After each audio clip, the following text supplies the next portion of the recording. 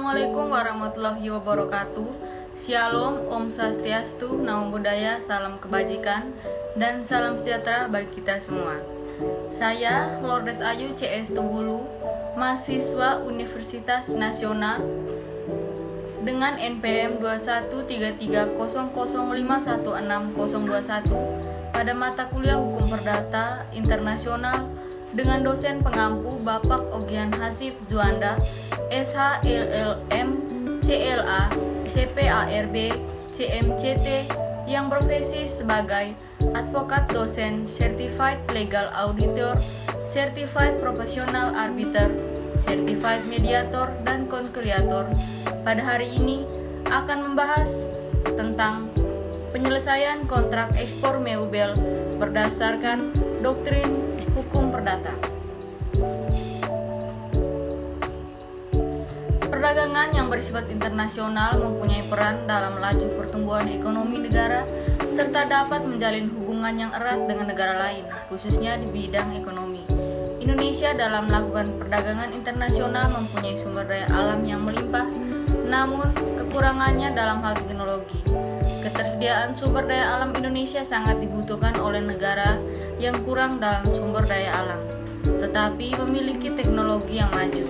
Dengan kelebihan dan kekurangan masing-masing, maka dalam memenuhi kebutuhannya, kedua negara tersebut melakukan kerjasama melalui mekanisme yang dilakukan kedua belah pihak.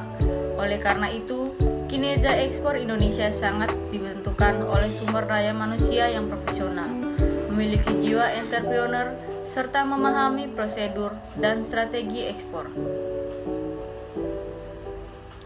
Dalam hal tersebut, maka diperlukan suatu instrumen hukum yang dapat dijadikan dasar dalam melakukan kerjasama. Kasus yang dialami oleh seorang eksportir di Jepara yang bekerja sama dengan Korea, yakni ketika pihak eksportir mendapat order mebel dari Korea, lalu kedua belah pihak antara eksportir dengan importir mengadakan kontrak. Setelah terjadinya kontrak tersebut, pihak eksportir membuat performan invoice dan tarif harga yang disetujui oleh pihak pembeli adalah free on board. Dalam hal ini, FOB adalah harga barang hanya sampai di atas kapal. Jadi, setelah sampai di atas kapal tersebut, jika terjadi suatu masalah di luar kendali, bukan lagi menjadi tanggung jawab pihak eksportir. Namun dalam kasus ini, ketika barang sudah sampai pada pelabuhan Busan di Korea, barang tersebut mengalami kerusakan yang diakibatkan dari cuaca ekstrim yang terjadi di negara Korea. Berkaitan dengan hal itu, eksportir banyak menanggung kerugian karena diklaim oleh pihak pembeli yang berada di negara Korea. Dilihat dari kasus tersebut, maka ada beberapa teori dalam hukum perdata internasional yang dapat digunakan untuk menemukan hukum yang seharusnya dilakukan lex eusebio bagi suatu hubungan pihak yang tidak ada pilihan hukumnya. Yang pertama, teori lex loci contracts. Menurut lex loci contracts, hukum yang berlaku adalah hukum tempat di mana kontrak itu dibuat.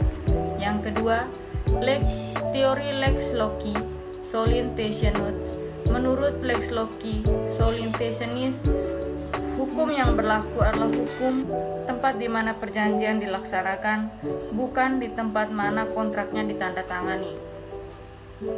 Yang ketiga, teori the proper law of contract. Menurut teori the proper law of contract, hukum yang berlaku adalah hukum negara yang paling wajar berlaku bagi kontrak itu, yaitu dengan mencari titik berat atau center of gravity atau titik taut yang paling erat dengan kontrak itu. Yang keempat, teori the most characteristic connection.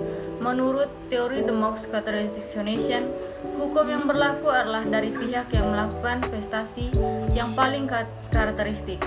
Dari keempat teori di atas, maka teori atau doktrin yang memungkinkan untuk digunakan dalam kontrak bisnis internasional dalam bidang ekspor mebel yang tidak ditentukan pilihan hukumnya adalah teori lex contractus. Menggunakan teori lex loci contractus didasarkan pada tempat di mana kontrak ekspor mebel itu dibuat. Kelebihan dari teori ini adalah Penerapannya mudah dan sederhana serta cara terbaik yang bisa digunakan untuk menentukan hukum yang berlaku terhadap masalah keabsahan suatu kontrak atau keabsahan formalitas kontrak. Maka dapat disimpulkan dari kasus dan teori tersebut, untuk menentukan pilihan hukumnya digunakan teori doktrin lex loci contractus, yaitu didasarkan pada tempat di mana kontrak tersebut dibuat. Pada praktiknya, dalam penandatanganan kontrak tersebut dilaksanakan pada dua negara yang berbeda, maka penerapan lex loci contractus diberlakukan hukum dari tempat domisili eksportir atau pihak yang melakukan penawaran. Pada praktiknya, cara pembayaran telegraphy transfer lebih kerap digunakan dalam kegiatan ekspor mebel karena cara pembayaran melalui transfer bank ini dianggap lebih sederhana dan tidak memerlukan dokumen yang bermacam-macam.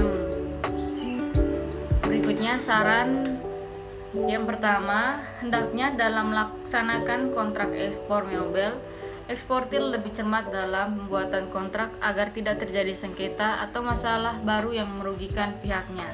Di dalam kontrak juga harus ditentukan pilihan hukumnya seperti apa agar memudahkan dalam penyelesaian masalah jika terjadi sengketa. Yang kedua, hendaknya di dalam kontrak perdagangan internasional dicantumkan klausa tentang penyelesaian sengketa dalam hal terjadi wanprestasi dari salah satu pihak. Sekian presentasi dari kasus dan masalah ini. Sekian dan terima kasih.